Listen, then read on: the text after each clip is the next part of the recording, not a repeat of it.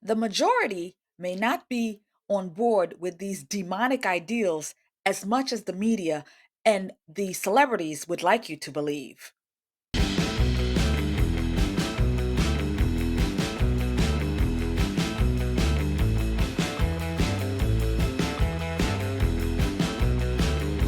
Hello, friends, and welcome. So, the conversation that I would like to have today is one that I don't have very often. Well, not about this particular specimen. I've had it about multiple of these specimens, but not this one in particular. So, in this episode, we are talking about Dylan Mulvaney. Now, if you're unfamiliar with who Dylan Mulvaney is, you must be living out of space somewhere, exactly where he lives, out of space.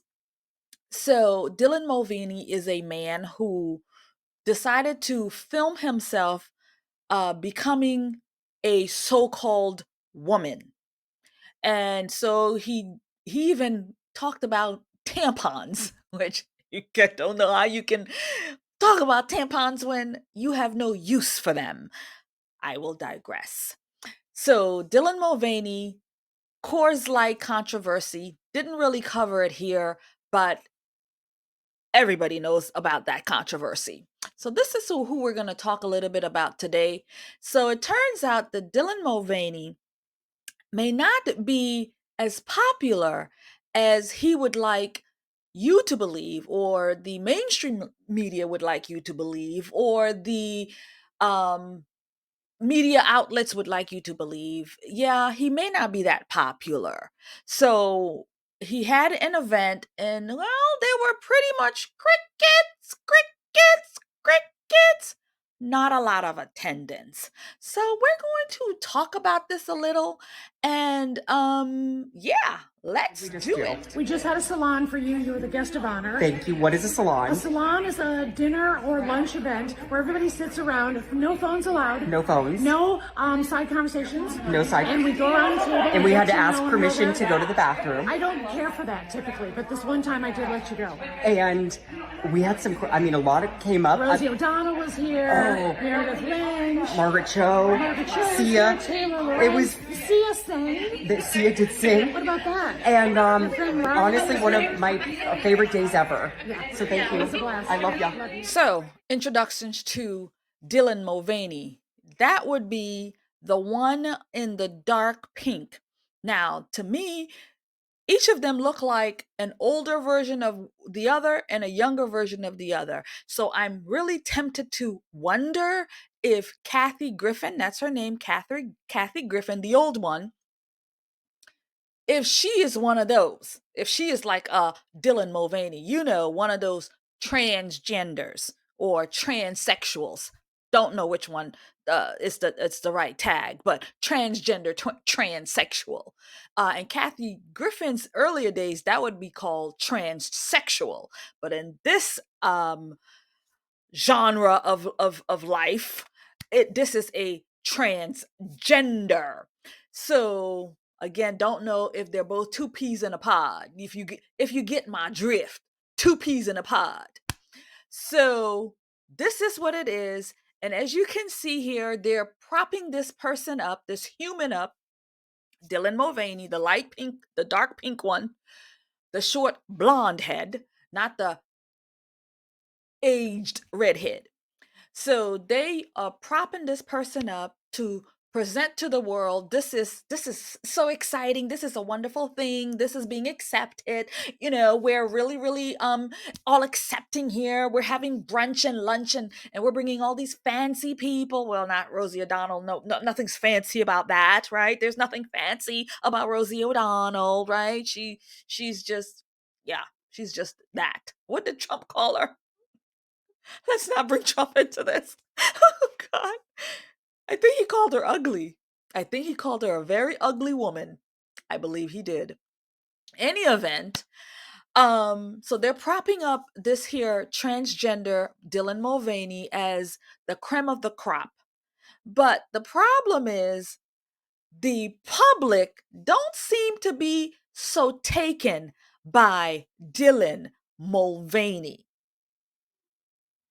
Before we continue with the video, here is a brief word from the sponsor of our video. Merry Christmas to you. We have some great products that will make excellent gifts for the patriots in your life. You can have some fun also and get the liberals and progressives one too. This design is President Trump's mugshot from Georgia, stating Merry Christmas and Revenge 2024. This amazing design comes on t-shirts, hoodies, sweatshirts in different colors. It also is on coffee mugs. The entire store is currently on sale. The Conservative Poet at www.orlandopatriot.com. This Biden economy is hard on us all, but I thank you for supporting the channel and what I do here. Merry Christmas and God bless you. So let's get to know Dylan Mulvaney just a little bit. So he recently did an interview with Forbes magazine. And I thought it was kind of interesting. He answered some questions in reference to his background, where he's been, where he is going to go, and who he's going to bring along with him for the ride. And so we're going to get to know him a little bit. And then we're going to get into his business in reference to his money and how is it that nobody showed up to his event? Followers. Who are the people who are really paying attention to you, watched all your videos, and how are you able to connect with those fans? I think of them as we've got like the teenage girls, their moms, and their grandmothers. I really try to keep my content accessible to everyone. And whether somebody's trans or not, I just hope that they can watch my videos and feel inspired to unlock a new part of their selves and feel confident and funny and in finding the funny in hard situations. Now, I think for me and for a lot of people, because you are so social media forward and you're so out there, a lot of people kind of view you as the spokesperson for the trans community. Did you set out to do that when you started these videos? Oh no, I never wanted or intended to be a spokesperson for the community, and I think I just ask for grace as I'm learning so many things in navigating this, not only transness, but also this newfound success. It's happened really fast, and I think that's what's so crazy about social media is I think it kind of launches people at a rate that not a lot of other mainstream media does or can. And I really am now looking to sort of not take a back seat. I want to stay really active in my advocacy work, but I want to decide when, where, and how I'm going to show up as an activist. This man has a huge following on TikTok. I believe it's like 11 million so-called people that follow this man. So that's a huge number. And I really do wonder if there are robots on these platforms that they put behind these people to show people that, oh, this person is very popular, this person has a lot of following, in order to make you think that this person is bigger than they actually are, and that this person has so much influence when they really don't. And so again, it shows up when you're live on the ground. If you have 11 million followers, then you should be able to have a good amount of people in a room. And this person says that his biggest fans are women, moms, girls, and grandmas. So these are the people, the women, the females that you are intently replacing in ads, in sponsorships, because I believe what is it? I think it was Nike swimwear or Nike clothing or Nike women's clothing or something like that put endorsement behind this guy and he was modeling women's clothing. So in essence, that tells me if his audience is women, girls, and grandmas, you are initially signing up for your replacement. If you're looking for kicks and giggles and laughter, this ain't the way to do it, because you're promoting something that is literally replacing you.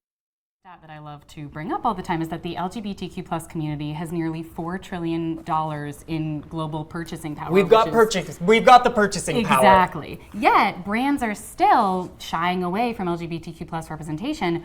What would you say to brands that are, despite this fact? Thank you. We need more of you, and we need you now. And what would you say to the ones that are shying away and don't want anything to do with the representation?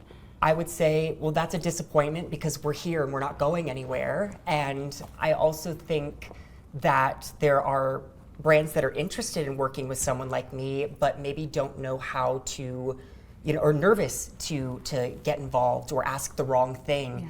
And I say, let's figure it out together. Let's have these hard conversations, because if we don't, then something beautiful can't come from it. And going along with that, when these negative experience happens or there's anti-trans hate in the country and the world, how do you kind of take back your own brand and bring authenticity to what you're posting? These past few months have been really interesting, because I didn't know brand deals even existed when I started out online. And in a way, I'm grateful, because it made me remember why I started in the first place, which was to make people laugh and to connect and build an audience and perform.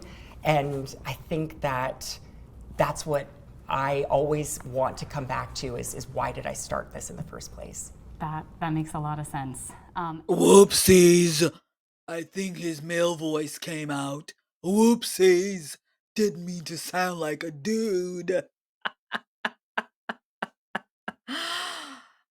Oh, so he is so right about purchasing power. That is why we need to hone in on how we spend our money, because if a small group like that has so much purchasing power, imagine what we, the majority, really have purchasing power. And this was really, truly proven with him, by the way, with this Bud Light fiasco. Well, he was given the opportunity to be the voice of Bud Light. And as y'all know, and y'all already know the story, but I'm going to just put it in here for context, is that boycott happened to Bud Light because of this nonsense.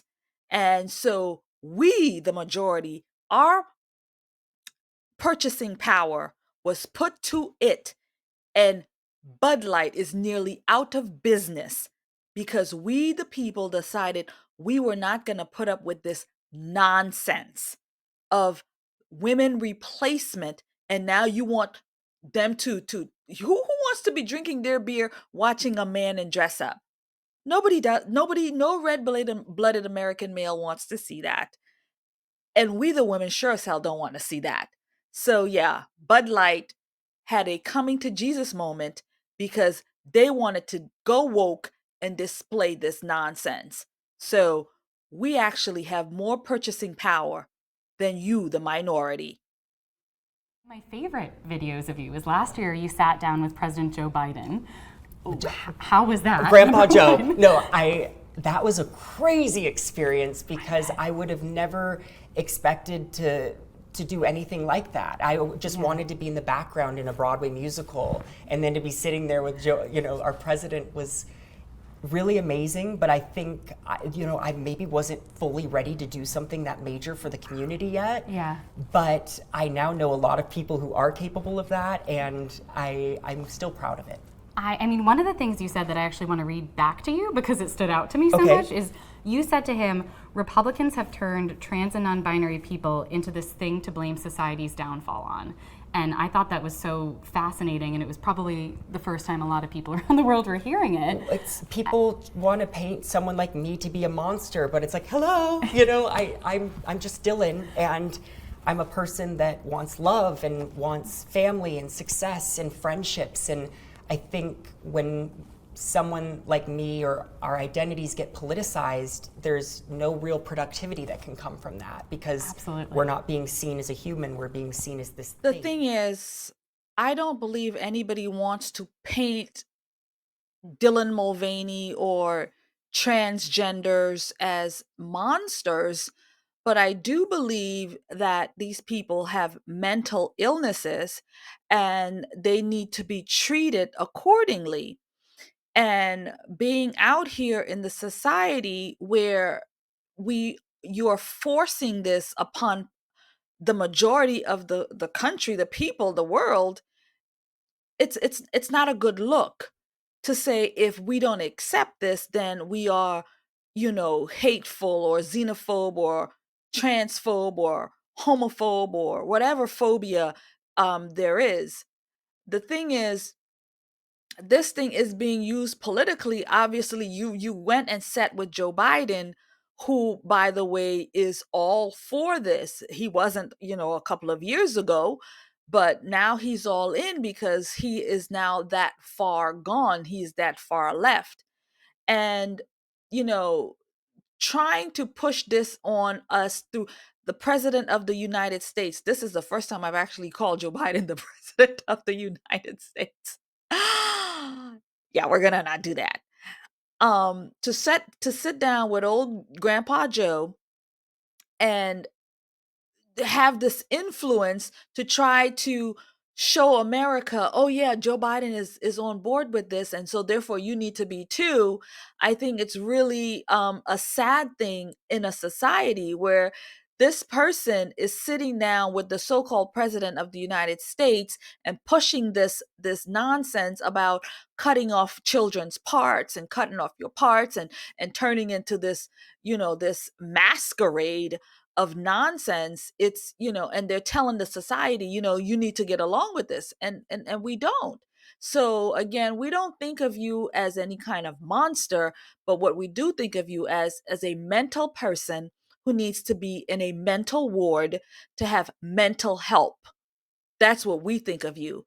And yes, I believe that you are bringing down the society, because if we look at biblical works and we see what happened back in the day with Sodom and Gomorrah, destruction because of these things. And we saw what happened with Noah and those people, destruction because of these things. So, yeah, if history has taught us anything, it's taught us that these kinds of acts, these kinds of things, these kinds of embracingness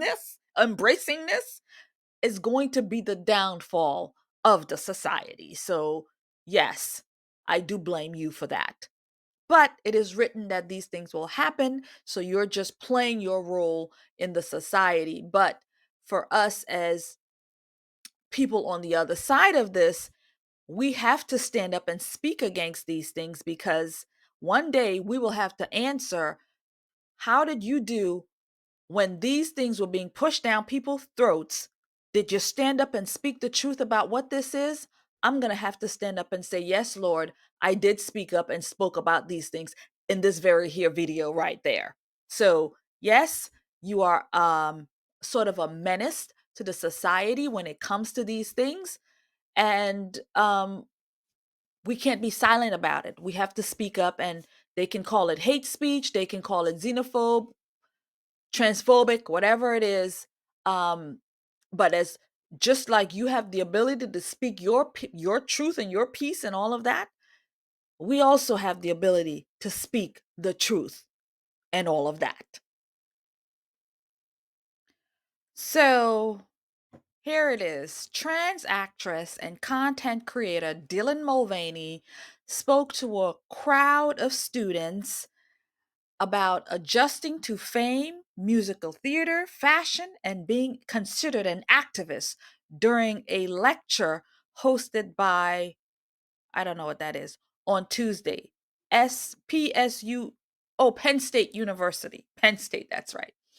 So this is Dylan Mulvaney in the beginning stages of leaving his manhood behind, I guess. I don't know. And this is what Dylan Mulvaney is now. Look at those kneecaps. Those are not the knees of proper women, obviously, because Dylan Mulvaney is not a proper woman. Dylan Mulvaney is a man dressed up as women. So this is how it was. They said he had a crowd of students, but we're finding out there wasn't really that big of a crowd because not a lot of people showed up.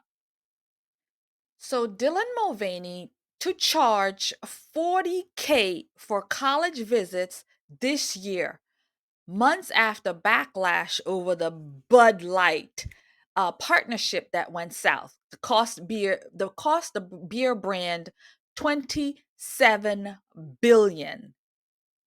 Okay, so that Bud Light fiasco cost 27 billion. So when we group ourselves together, yes, we can get it done. Earlier this year, Mulvaney gave a speech at the University of Pittsburgh for the price of $26,550. At the time, look, this is one of what irks me. It's no she here. It's a he. He had 6 million followers on TikTok. Now he has doubled the rate to 40,000. The increase is coming months after a marketing partnership with Bud Light sparked a massive backlash and boycott against the brand. So Dylan Mulvaney is now went from charging 26,000 to 40,000. And so this 40K he was paid for this visit. I'm assuming he got paid 40K for this very visit that he just did at Penn State University.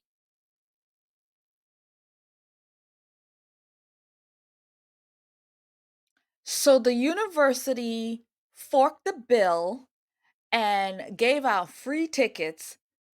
Dylan Mulvaney made $40,000. The free tickets to the lecture will be available for Penn State University students on Friday, December 1st at 7 p.m. through, I don't know, Org Central. Students must RSVP. So once tickets are sold out, students who attempt to RSVP will be placed on the wait list. Students should remain on this wait list in the chance that they are bumped to the RSVP list. If a student is still on the wait list at the time of the event, they will be directed to the standby line and will not be granted entry to the event. Once all present ticketed attendees are granted entry, individuals will stand by line and will be let in as capacity allows.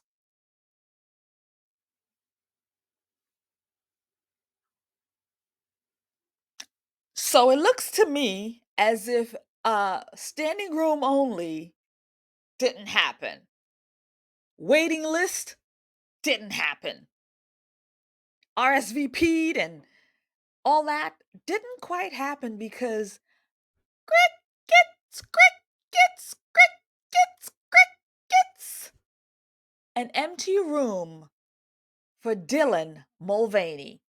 That's right, friends. Free tickets and all. Free tickets! And nobody showed up.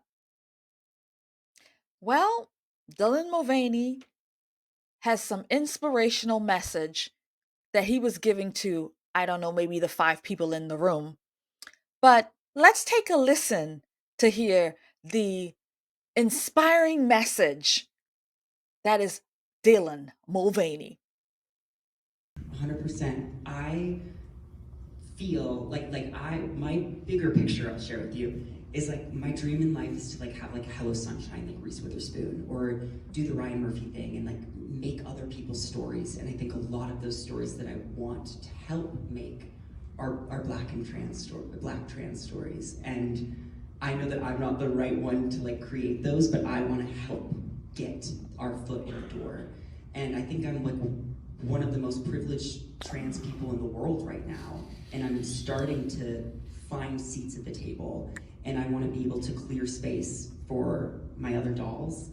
And I think a big part of that is like, it's happening offline, but I have these bigger dreams of how can we look at this outside of just the day-to-day of TikTok and like real mainstream Hollywood. So there you have it, Dylan Mulvaney, to make the next trans queer Black experience coming to a theater near you. That is what he will be working on to bring the Black experience to life through the transgender queer eye. Queer eye for the queer guy. God help me. So that's gonna be this video. It was a long one with a lot of going on there. I may just break it up and do that interview part, the Forbes, on its own, and just to separate the two, because I feel like I've combined two topics into one here. But any event, I enjoyed making this video, and I hope you will enjoy watching it as we get to know one of the most controversial mental human beings on our planet. And this person is being pushed into the society at every which way and turn, even by Sleepy Joe Biden and the media and Forbes magazine and Bud Light and all of these different brands. And all they're doing is pushing this nonsense down our throat for we to accept it, for that it is, law of the land. Well, there's a lot of us that's not going to accept this, and a lot of us are going to push back. We will push back until our dying breath. Do you understand what I'm saying? Do you comprehend the words that are coming out of my mouth? We will not accept this at any cause. We will push back always. We will talk about this. We will talk about this, and we will talk about this because it needs to be talked about, because this is not normal. These people have mental issues, and we will continue to call it out and say it for what it is. They have mental issues, and they need mental doctors, and they need mental institutions. So thank you very much for taking the time and watching, sharing, and subscribing. I will see you in the next video. Again, looking to try to get to $10,000, 10,000 subscribers by Christmas, or maybe we can pull a Mulvaney, right? And get 40,000 scholarships right out of the blue. Any event, thank you all for taking the time. I really appreciate it. And I will see you in the next video. 10,000 subscribers is what I'm looking for by Christmas. I'll even take 5,000. I'll take 5,000. Thank you very much. I'll see you next time.